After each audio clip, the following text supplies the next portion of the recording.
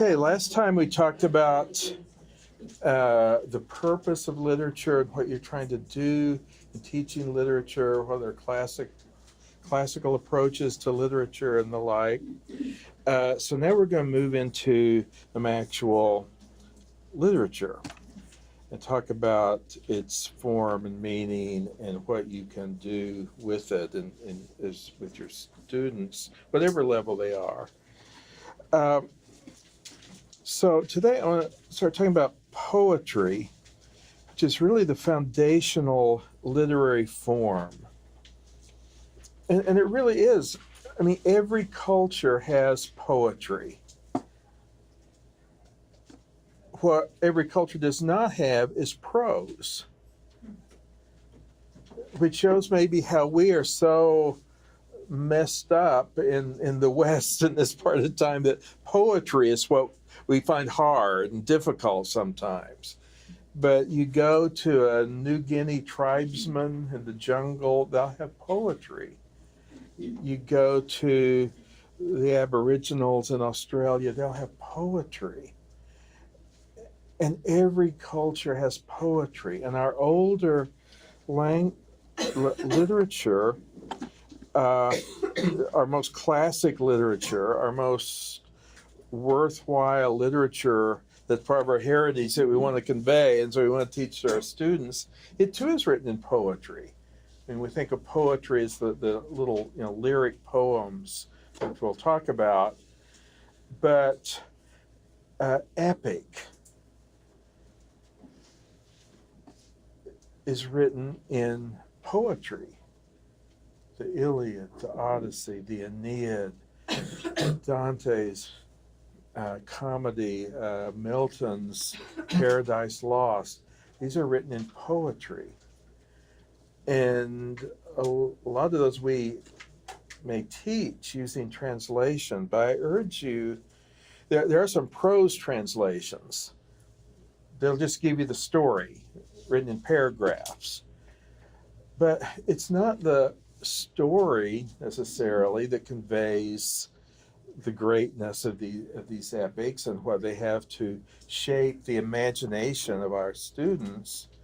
It's the poetry, and it's the way it's told in poetic form. So I urge you to use poetic translations of poetic works as you can, to the extent that it's possible.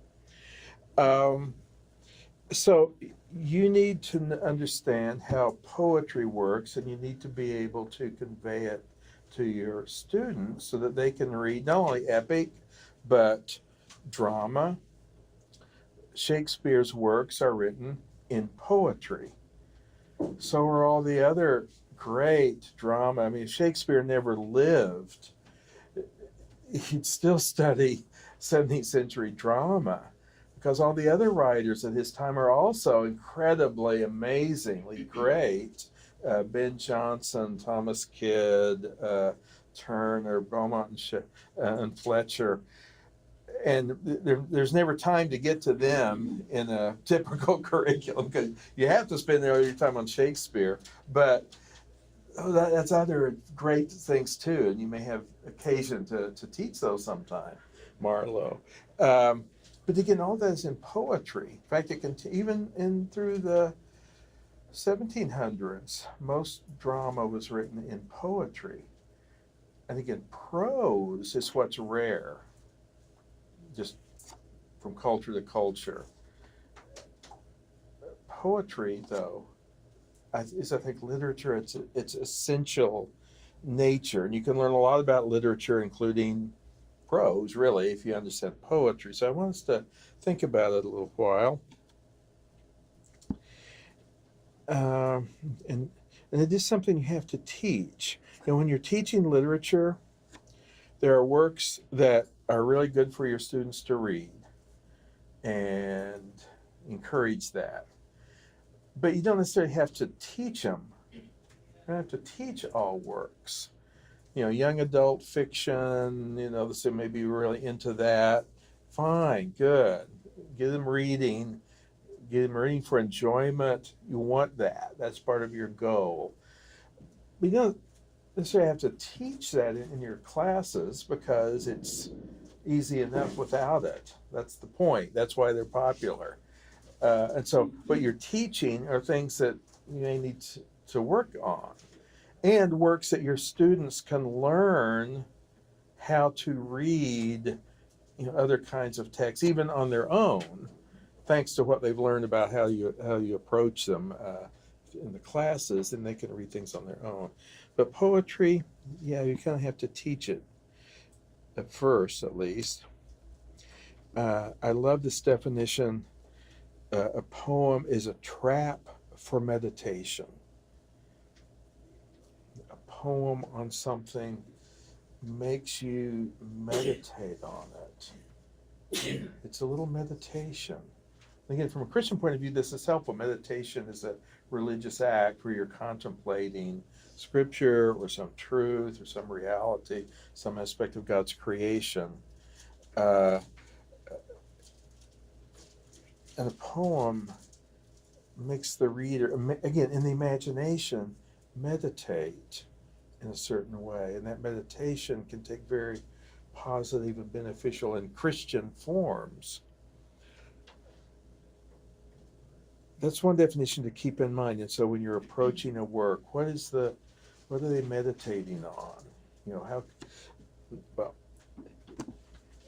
And then I love this one too. A poem is a speaking picture. I showed you we're talking about imagination, a picture of a tree, a painting of a tree. Okay, now you could write a poem about the tree, only instead of daubs of paint, the poet is using words. Okay. In fact, he's using words very much like daubs of paint. Also, a poem consists mostly of images. That is, things to imagine. A poem doesn't have to have rhyme, doesn't have to have rhythm. We'll talk about those and how they do function, but they are going to have images, things to visualize, mental pictures, and also, obviously, words. But see, words, the difference between painting and a poem, there's wonderful paintings over here. There's Last Supper. And again, that too is a meditation. It's easy just to look at it and then go on, oh, okay, is that what they look like? It's not really the point. But I read some very interesting discussions going into the depths and the symbolism and how what moment is being conveyed. Again, I hope you're studying art and teaching not just to make art. Sometimes our approach to art is doing art. That would be like spending your time studying literature, writing literature. And there's a place for that, especially on the rhetoric level. And I will get to that. And it's a great thing to get your students to do. But really, more important than being able to create art is to be able to read art, so to speak, and contemplate art, because there's a whole visual language going on. Okay, that's a different subject, and that's something else to delve into. But a poem about the Last Supper by somebody like George Herbert, again, is using words to give the image so you can imagine it, because words give us more than just what things look like. They have associations and ties and alluding to scripture, tying into our lives, bringing out emotions. All of those become orchestrated in a work of literature, specifically in a poem. So because with words, they can go in all these different directions and all these different levels. So you will want to teach your students, again, whether they're kindergarten, middle school, high school, college, adults, to attend to the language and to visualize, picture the images. And here's another factor of a poem. A poem is written in lines. The unit is not the paragraph, not the sentence, it's in the line. Again, a poem doesn't have to have rhythm or rhyme, but it's always going to have lines. Okay, I'll tell you why in a minute.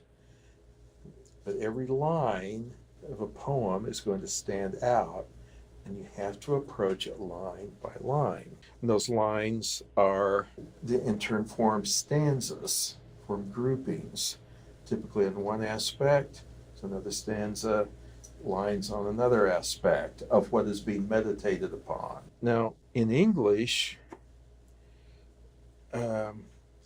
a lot of our poems, especially the classic poems, employ rhyme. Now, why? Rhyme helps us to hear the end of each line.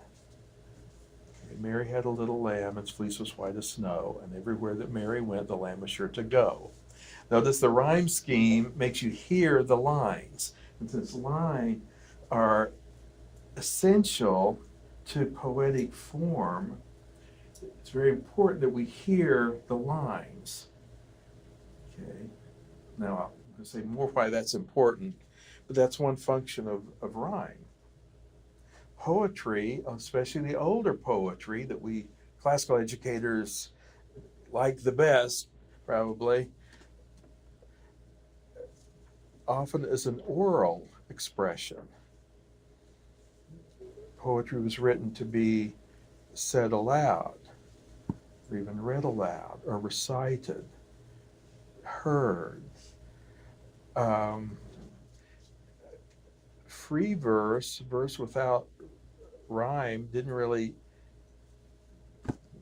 wasn't any of it until the invention of the printing press and the odd habit that developed of reading silently. In the early days, even reading was done out loud. The Ethiopian eunuch was going on this chariot, and Stephen could hear what he was reading because everyone read out loud. Augustine in the Confessions talks about how remarkable it was that Ambrose, his great spiritual mentor, he'd go in and you'd see Ambrose reading, and his lips weren't moving, and you couldn't hear anything. And he had this ability to read silently. And Augustine was marveling at that. Became the norm now. And I wonder what we've lost. A lot of times it's better and will help your understanding and your students' understanding is to read poetry out loud. Anyway, so a lot of the characteristics of poetic form are oral, things that we can hear. So rhyme helps us hear where each line ends, and also the stanzas. And a lot of English poetry has a certain rhythmic scheme. Ta-dun, ta-dun, ta-dun, ta-dun. Mary had a little lamb, at least was white as snow. Now, here, this gets into the nature of the language. Germanic languages, like English, and English is related to German, do a lot with the rhythm, unstressed and stressed. And again, you can have different patterns, unstressed and stress, stressed and unstressed. Da da da da da da da da. Da, da, da, da, da, or da, da, da, da, da.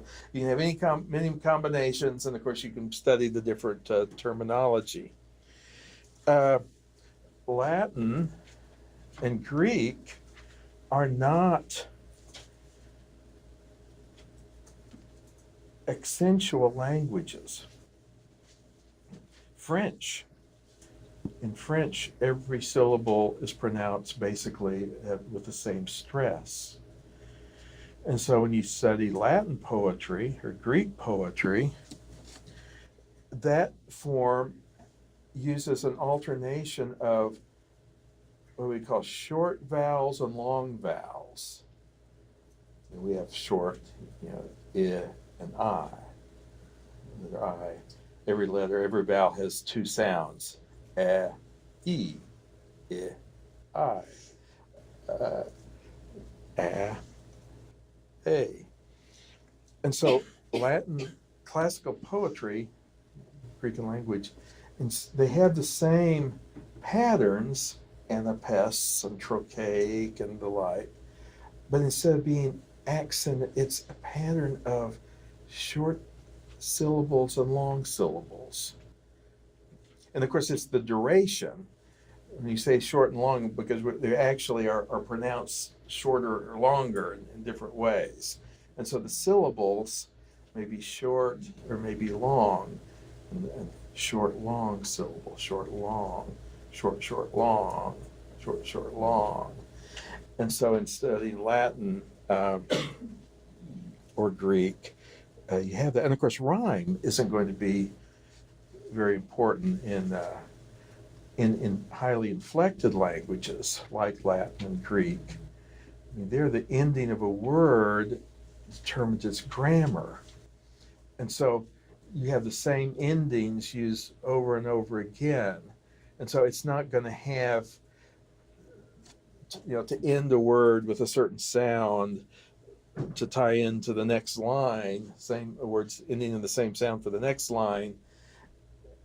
They do grammatical things with the endings of their words, so they tend not to use that poetically. So it's impossible to translate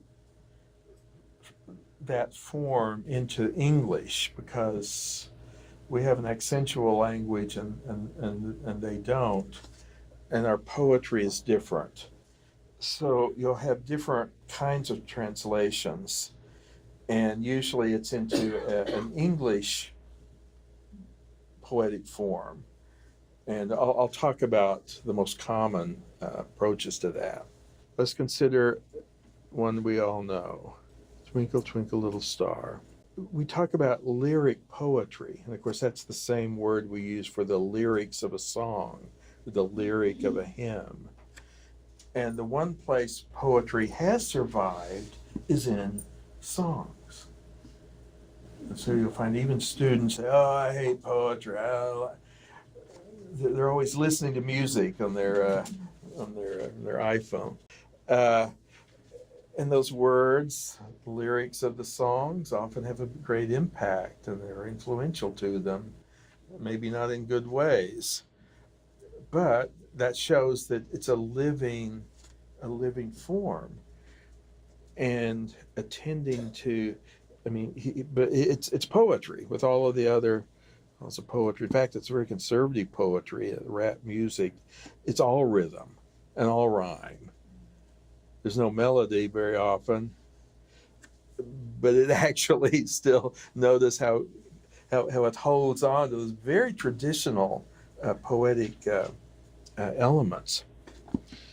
Okay, let's take it line by line. Twinkle, twinkle, little star, how I wonder what you are. Up above the world so high, like a diamond in the sky. Okay, now one thing lines do, and rhythm, and rhyme and rhythm, it slows us down so that we have to take each word and let it do its work, let it have its effect. In prose, we rush through, and for speed readers, that's even better. Oh, it just took me half an hour to read this story.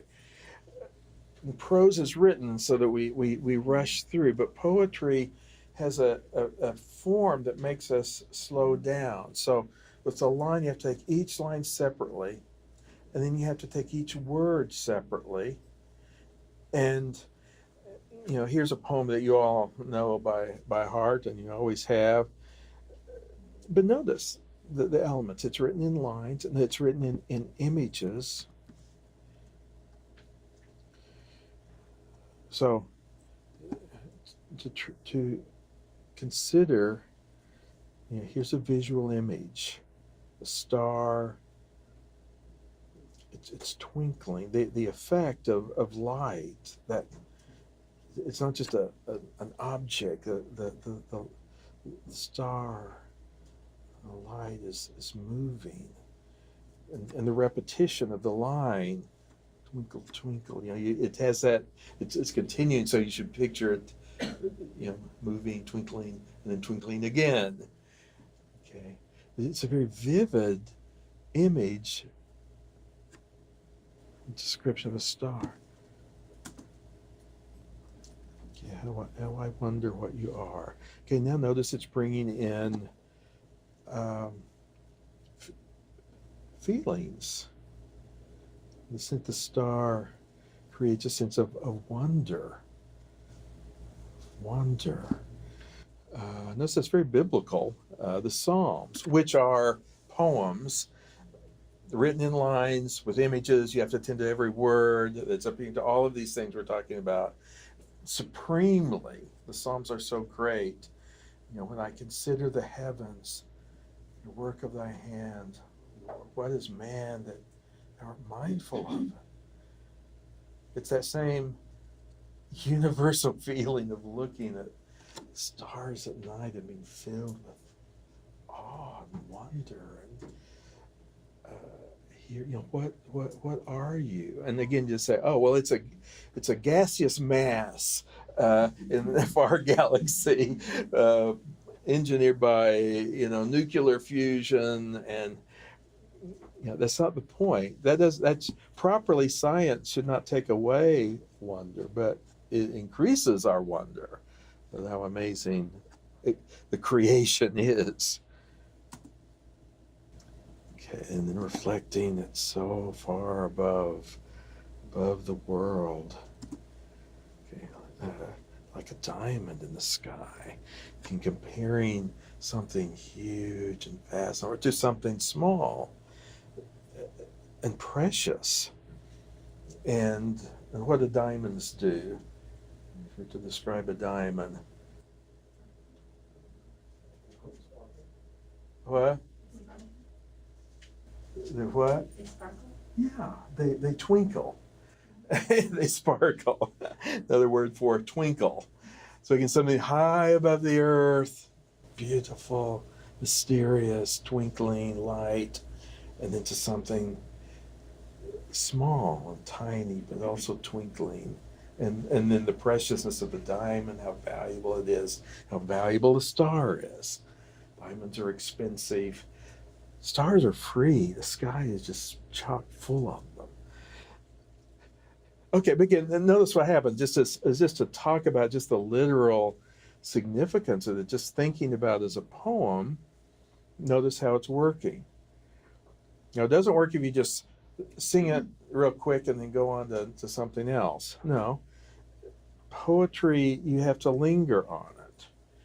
And because we're taught to read fast and to someone have to read and reread and think about it and read it and contemplate it.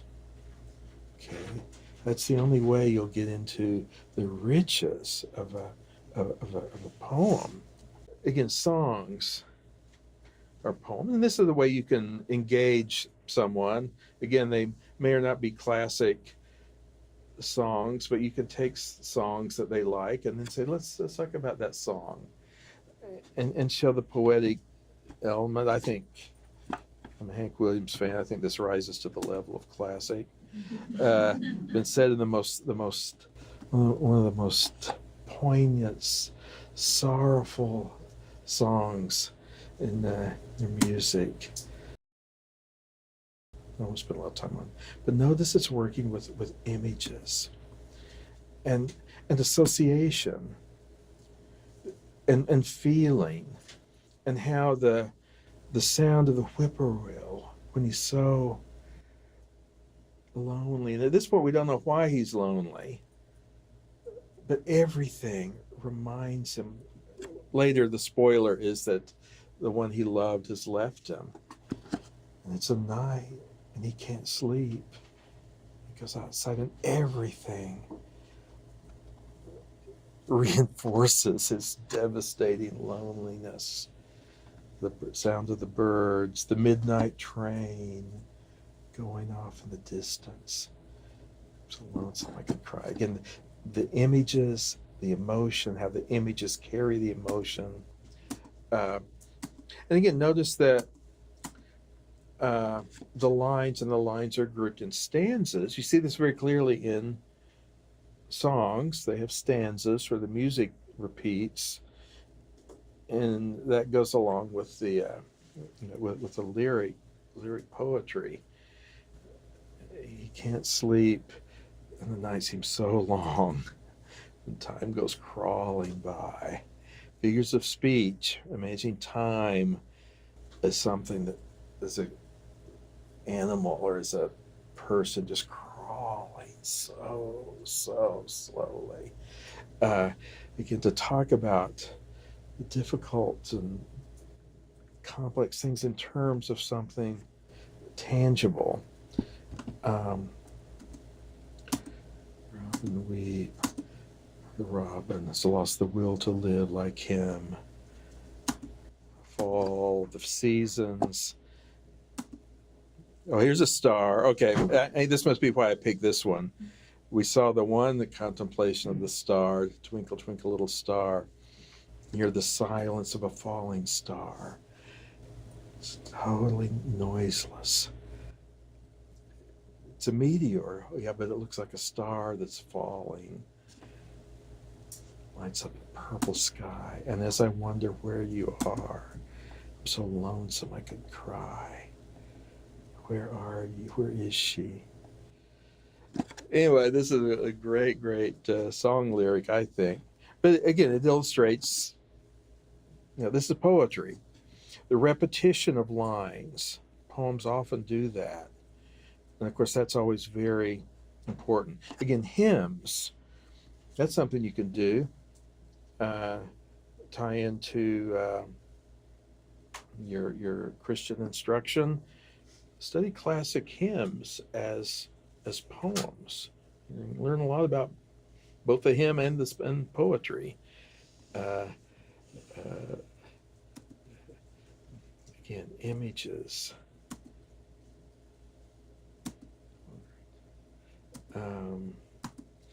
And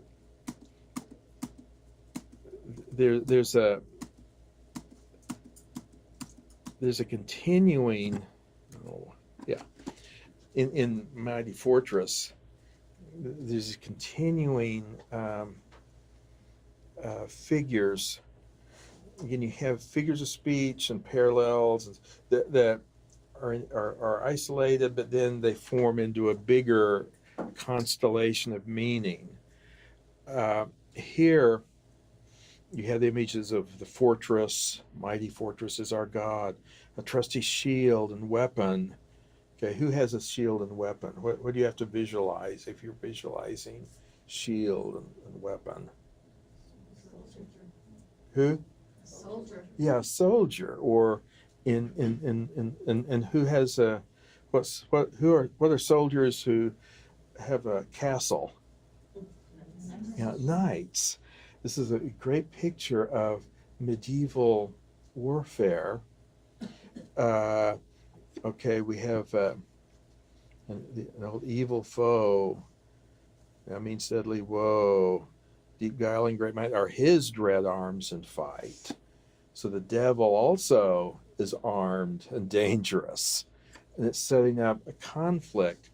Then he goes, with might of ours could not be done. Soon were our loss effected. I can't defeat this devil, this monster, this armed monster coming at us. But for us fights the valiant one, whom God himself elected. Okay, that someone is fighting for us. And this goes back to the old trials by combat. In the Middle Ages, if you were accused of something and you didn't do it, you can always invoke your right to trial by combat. Okay, now what that did, the accuser, now either you would face your accuser and fight and the winner, Middle Ages, they thought, well, God wouldn't let the guilty one lose. You know, things don't really work that way, but that's what they believed. But if you were, you know, somebody who you weren't a fighter, you weren't a warrior, you could have an advocate. You could get somebody to fight for you. Another word for that is your champion. You could get a champion if you could find somebody who would fight in your place. And, you know, I wouldn't recommend that for criminal justice reform. But look what it does. Look what that does. And look what Luther does with that. But for us fights the valiant one, whom God himself elected. Ask ye, who is this? Jesus Christ it is. Wow. Our champion is Jesus Christ. Our advocate is Jesus Christ. We fight the devil. Well, I don't know about you, but we may not be up to fighting the devil or winning against the devil. But we have a champion who for us fights. Jesus Christ. And again, using that custom. By the way, that does survive. We still have traces of this in our modern judicial system. I mean, in our judicial system. Your lawyer is called your advocate. And used to, for the Greeks and the Romans, if you were accused, you had to make your own case. You had to defend yourself. And that was one reason you needed a classical education with lots of rhetoric, so you could present yourself and your case in a persuasive way that you were innocent or whatever. And but then it was evident that not all people could do that. And so you could hire someone to state your case for you. And that way, you know, lawyers were invented. But it's still very similar. You have somebody else fighting for you. So if you were to write a modern poem on this, you know, Christ would be your lawyer, I guess. But it's a powerful, powerful hymn, as you know. And Jesus Christ is our fights for us against the devil. Sabaoth, Lord. Sabaoth means he's the Lord of hosts. He's the warrior above all warriors. And there's no other God. He holds the field forever. And holding the field is the one who's left standing. You know, they would have these big melees, these big fights. Who holds the field? Who's left standing? Well, Jesus Christ is left standing. And he's fighting for you. You know, Luther's a great poet, a great literary genius. And you see this in so many of his writings, certainly his hymns. Yeah. Poetic form. Again, we talked about lines. And a line has a form. And typically in English, it consists of rhythmic units, or the number of beats, the number of stressed sounds. You know, iambic pentameter. An iamb is unstressed followed by a stress. Da-da. Da-da. And if it's a pentameter line, that means there are five of those units. Da-da, da-da, da-da, da-da, da-da. Da-da, da-da, da-da, da-da, da-da. And again, there's any number of combinations, of course, that a poet can use, but those constitute the form of the line. Now, here's another one that I think is it's very interesting in itself. Another way to look at the length of the line is the number of syllables it has. And again,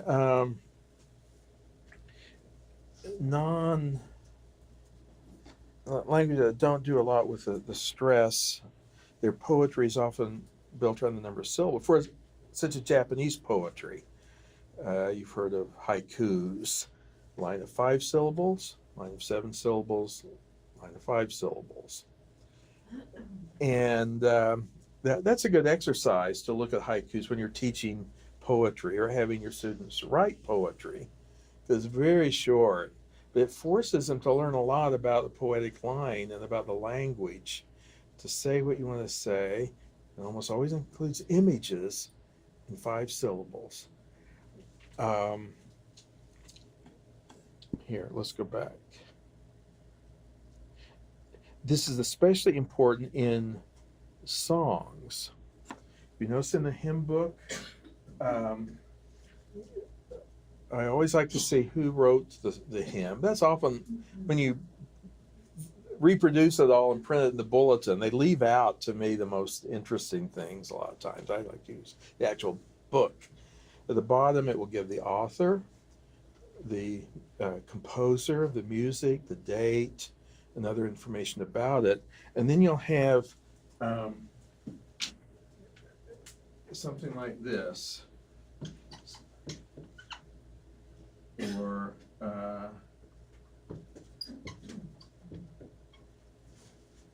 you'll sometimes see LN or SN. These refer to the number of syllables in each line. And by counting the number of syllables and by finding another tune with another song that also has that same meter, in other words, the same number of syllables, you can sing different, you can buy different tunes to the same lyrics. Okay, now let's look at the meter of this, how many syllables in each line. Twinkle, twinkle, little star. Okay, that would be 7. How I wonder what you are. 7. Up above the world so high. 7. Like a diamond in the sky. Okay, so that meter 7777. Let's see. You know the hymn, Chief of Sinners though I be, Chief of Sinners though I be. 7.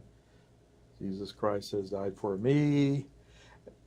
It has the same meter, and you could actually interchange the tunes. Chief of sinners though I be, Jesus Christ has died for me. How that works. Anyway, that's a really neat thing, and I urge you to teach your students that, because when they're looking at a hymn, that gives a lot of neat information, and you can have them write a new lyric to a hymn tune as long as they know the lyrics. Now some of them get very complicated. This is long meter, which I believe is 8888.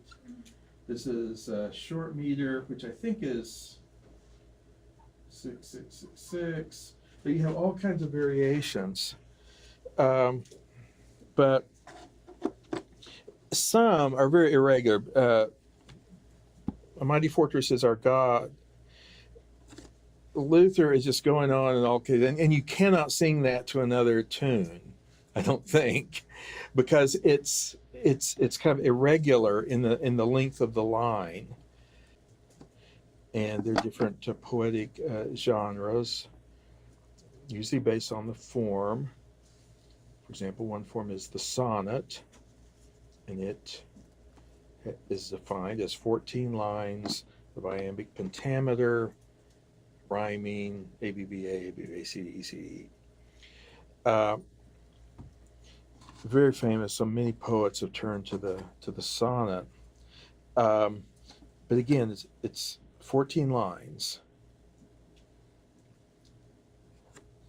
and each line is iambic pentameter. Da da da da da da da da da, and it has a rhyme scheme. And there are different types of sonnets, and they have different particular rhyme schemes. But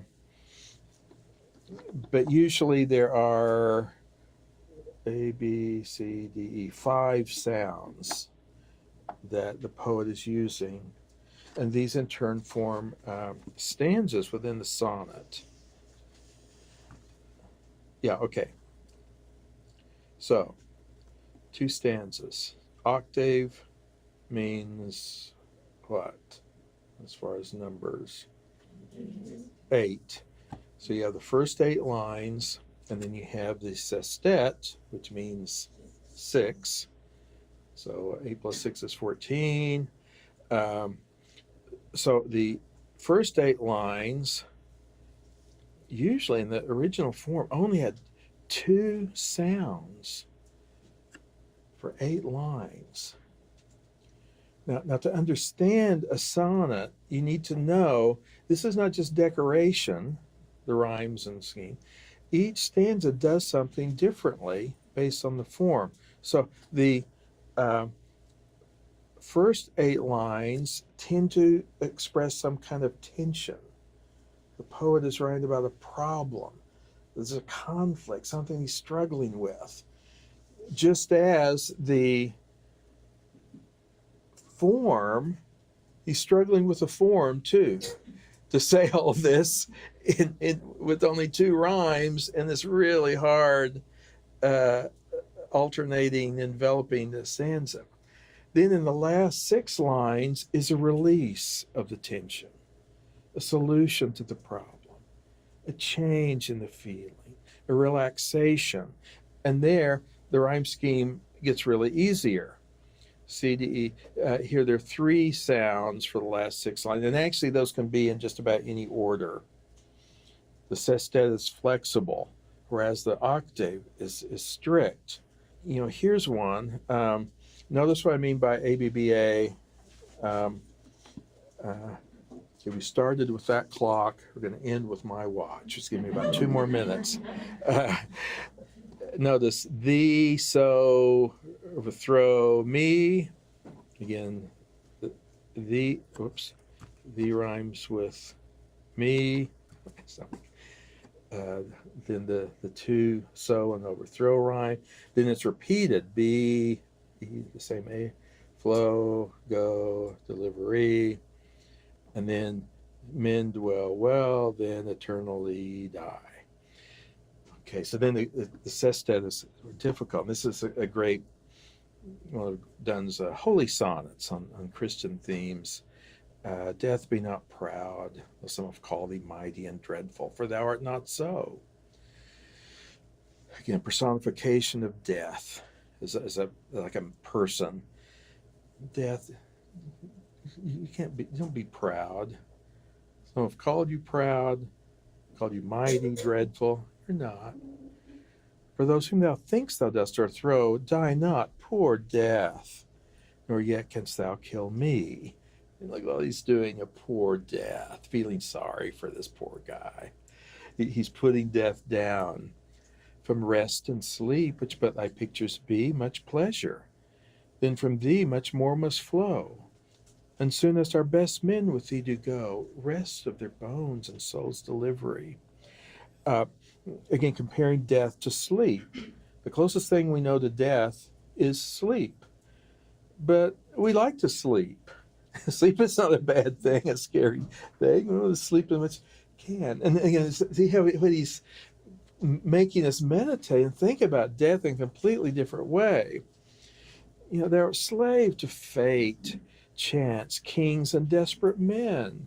You're a slave. All these bad fate, chance, you don't have agency, and thus with poison, war, and sickness dwell. And popular charms can make us sleep as well. You take a sleeping pill and sleep as well, and better than thy stroke. Why swell'st thou then? One short sleep past, we wake eternally, and death shall be no more. Death, thou shalt die. Isn't that good? And notice how he's alluding to Scripture. An allusion is when a poet refers to something outside the poem. And there's a lot of here about the victory over death. St. Paul writes about this in a similar way, when death shall be no more. But anyway, the first 8 lines, why death shouldn't be proud, and then different isn't quite so much in this poem, the release. It kind of continues, but why in different ways. Their image is death. We have a victory over death. Okay, we'll stop here. I want to say some more things about poetry, and then I want to get into fiction, and we'll do that tomorrow.